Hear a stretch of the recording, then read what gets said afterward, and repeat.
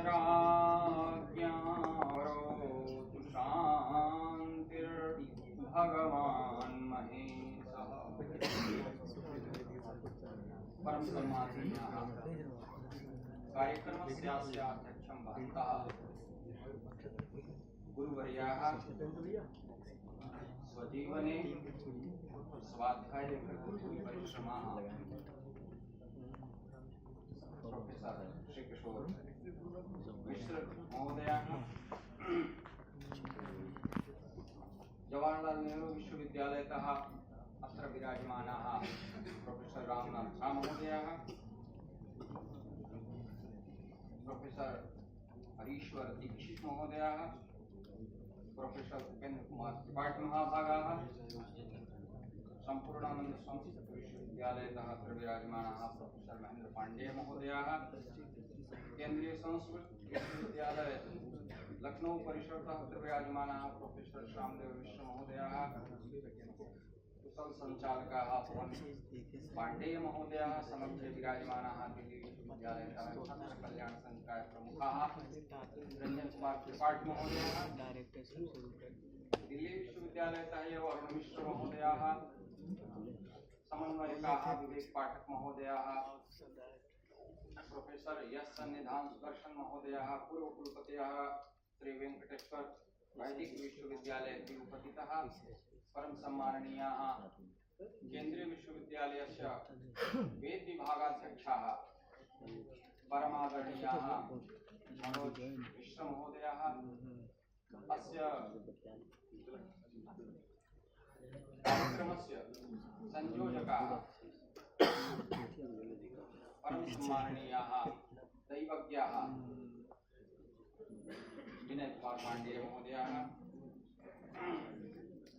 अन्य अत्र विराजमानाः अस्माकं मित्राणि, सर्वेषां नामग्रहणे एकतन्त्रेण एव नामग्रहणम् अस्माकं भवेत् इत्येतदर्थं सम्भूय सर्वेषां प्रणम्य नम्य विनिवेद्य अहं किञ्चित् अत्र समुपस्थापयामि। महोदय, यज्ञ विषयः प्रचलति, वेदे विज्ञानमस्ति, तर्हि वेदे विज्ञानमस्ति उत विज्ञानं नास्ति इति कः वदिष्यति? कः सिद्धं करिष्यति वेदे विज्ञानमस्ति, कः वदिष्यति विज्ञानं नास्ति?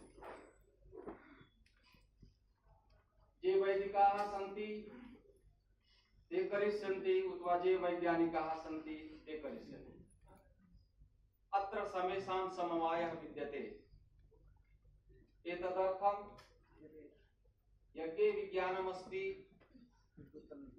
इति अधिकृत्य अस्माकम् अपि किञ्चित् अत्र उद्बोधनमस्ति।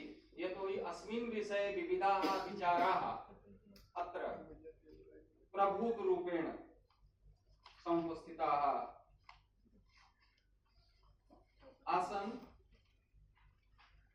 तेषां समेषां किञ्चित् अहम् अत्र स्पर्शं कृत्वा स्वकीयां वाचं पूर्णं करिष्यामि। वैदिक विज्ञान है यज्ञ, यतोहि वेदा यज्ञार्थम अभिप्रवृत्ता और वेदात् सर्वं प्रसिद्ध्यते। वेद से सब कुछ में कुछ छूट नहीं सकता। वेद से अगर सब कुछ सिद्ध किया जा सकता है तो इसका मतलब है कि वेद को छोड़ करके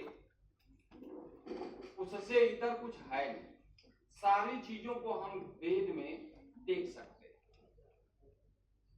और वेद अधिक से अधिक बात यज्ञ की करता है। और यज्ञ क्या है? ज्ञानम विज्ञान सहितम, ज्ञान की विज्ञान के साथ जो व्यवस्था है वह यज्ञ में हमें देखने को मिलती है।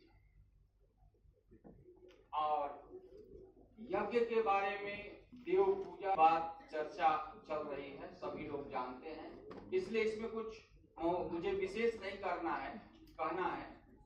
बस ये है कि जो क्रिया प्रक्रिया चल रही है, जैसे कल एक विद्वान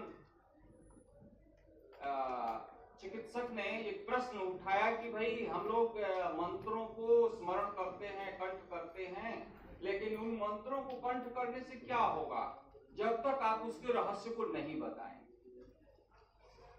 तो इसके कहने का तात्पर्य क्या होगा? इसके कहने का तो कोई अर्थ ही नहीं निकला कि जब आप किसी चीज को स्मरण ही नहीं करेंगे, जब कोई चीज आपके कंठ में स्थान ही नहीं ग्रहण करेगा, तो फिर उसका फिर आगे प्रक्रिया उसकी कैसे चलेगी?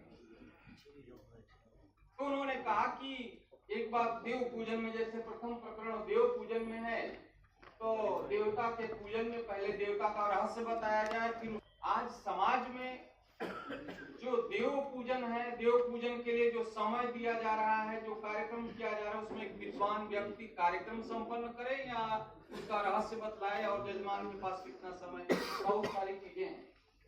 लेकिन वस्तुतः देव पूजन के क्रम में स्मृति का यह वचन मुझे याद आ रहा है कि पुण्यतः पुण्यम आपनोति सत्सोत सहस्रशः। जो कुछ भी हम भगवान को अर्पण करते हैं वह हमें प्राप्त होता है। यह विज्ञान में क्या है? परावर्तन का नियम है।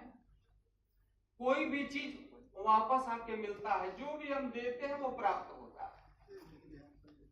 और वहां पर वो कहते हैं कि भाई आप अक्षत चढ़ा रहे हैं, पुष्प चढ़ा रहे हैं, तो इससे क्या होगा? का सौमनस्यमस्तु इति पुष्पम।